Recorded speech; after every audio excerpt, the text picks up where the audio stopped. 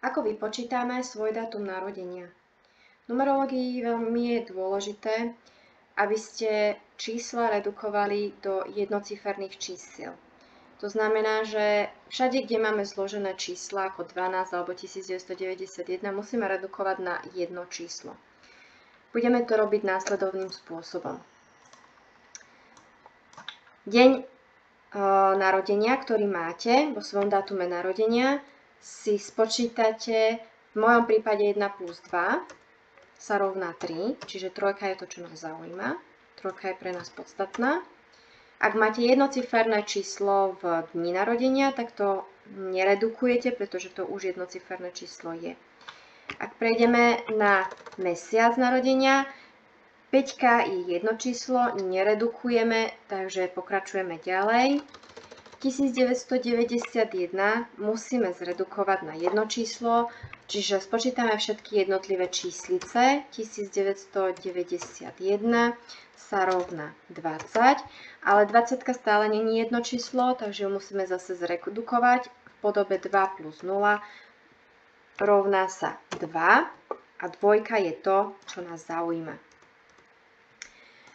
Takže necháme dvojku.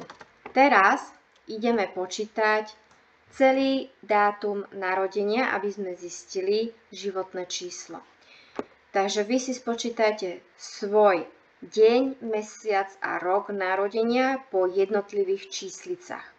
Ja píšem 1 plus 2 plus 5 plus 1991 rovná sa 28. 28 nie je stále jedno číslo, musíme ho zredukovať a teda 2 plus 8 rovná sa 10, ale desiatka stále není jedno číslo, takže aj desiatku musíme zredukovať na 1 plus 0 rovná sa 1. Takže jednotka nás teraz zaujíma. Z 28 máme jednotku, ktorú si zapíšeme hore na dňu. Tak. A toto je váš výpočet vášho dátumu narodenia. V mojom prípade je to tohto dátumu narodenia. V prípade, že máte dátum narodenia, napríklad dáme si 5.11.1991, tak zase postupujeme rovnakým spôsobom. 5 je jedno číslo, takže neredukujem. 11 musím redukovať. Mesiac nám dáva 1 plus 1 je teda 2. Ostáva dvojka a 1991 zase si spočítame, výsledná je dvojka, ako v predchádzajúcom prípade. Nechávame teda dvojku. Teraz je dôležité si vypočítať celý dátum narodenia, aby sme získali zase životné číslo, čiže počítajte si svoj deň narodenia plus mesiac po jednom plus rok rovná sa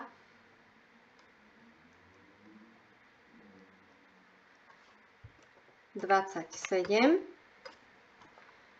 a z 27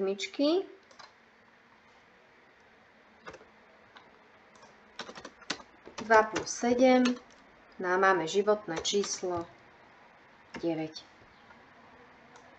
Tak.